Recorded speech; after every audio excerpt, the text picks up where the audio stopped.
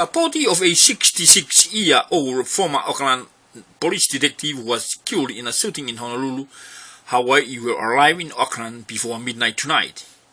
Tu'iono Liava'a, known as Sos, was shot by a relative on Sunday the 14th and died at Queen Hospital shortly after.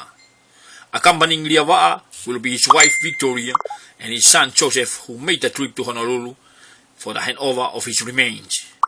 Samuela Madara, 18, who was known to have a history of mental illness, was charged with second-degree murder, first-degree terrorist threatening, and a firearm violation in relation to Liava'a's death. Honolulu media reports say, according to court documents, Madaire's brother Leland Madaire had a gunshot and saw Samuela holding a rifle about 10 feet away. When Leland asked what he was doing, Samuela said, "I'm going to kill you."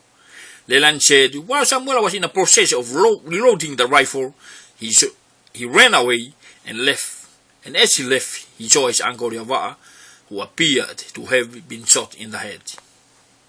BBC News, Agustino.